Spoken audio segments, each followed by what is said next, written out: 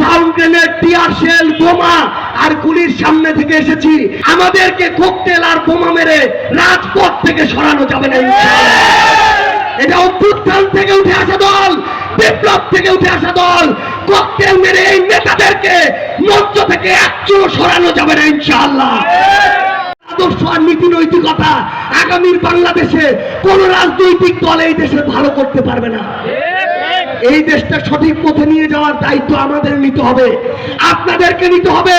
কোন দল যদি চাঁদাবাজি, লুটপাট, ক্ষমতার অপব্যবহার করে, সেই দল যদি আপনারও দল হয়, সেই দলের সমালোচনা করার মতো সাহস আপনার থাকতে হবে। যদি এনসিপি করে, এনসিপির সমালোচনা করবেন, জামাত করলে জামাতের করবেন, বিএনপি করলে সে যদি ক্ষমতাসীন দল হয়, তারও সমালোচনা করার সৎ সাহস আপনাদের থাকতে হবে। আমরা আপনাদের আহ্বান জানাই। আপনারা দেখেছেন গতকালকে সাভারে আমাদের যে এই পদযাত্রা পথসভা ছিল, সেখানে সন্ত্রাসী হামলা চালিয়েছে সরকার। আমরা দেখলাম আজকে 2 জনকে গ্রেফতার করেছে, রিমান্ডেও নিয়েছে। এইটুকু পদক্ষেপের জন্য আমরা ধন্যবাদ জানাই।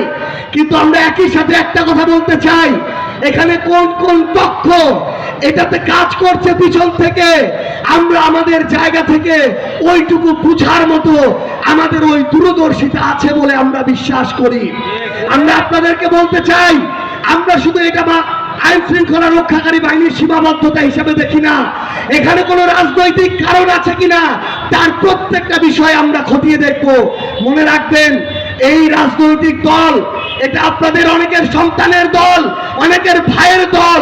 আমরা আপনাদেরকে কথা দিচ্ছি, আমরা ওই অভ্যুত্থানে সাউন্ড গ্রেনেড, টিয়ার শেল, বোমা আর গুলির সামনে থেকে এসেছি। আমাদেরকে ককটেল আর বোমা মেরে রাজপথ থেকে সরানো যাবে না ইনশাআল্লাহ। এটা অভ্যুত্থান থেকে উঠে আসা দল, বিপ্লব থেকে উঠে আসা দল। ককটেল মেরে এই নেতাদেরকে মঞ্চ থেকে একচুলো সরানো যাবে না ইনশাআল্লাহ। গতকালকে থেকে কয়েকজন বলছে যে ওইদিকে ককটেল ফুটলো, বোমা ফুটলো, নাহিদ ইসলাম, আক্তার হোসেন, সার্জিস আলম তো মঞ্চ থেকে একচুলো সরলো না। ঘটনাটা তাহলে কি তারা হয়তো জানে না। এই নাহিদ ইসলামের উপরে এই সরকারি বিভিন্ন বাহিনী আওয়ামী লীগের সময়ে যে নির্যাতন চালিয়েছে, তার শরীরকে যেভাবে রক্তাক্ত করেছে, সেই দৃশ্যকে আমরা ভুলে গিয়েছি। আমাদের সেই চিহ্ন মনে আছে কি নাই? তাহলে এই নাহিদ ইসলামদেরকে ককটেল আর বোমার ভয় দেখিয়ে রাজপথ থেকে, রাজনীতি থেকে বিন্দু মাত্র সরানোর কোনো সুযোগ নাই।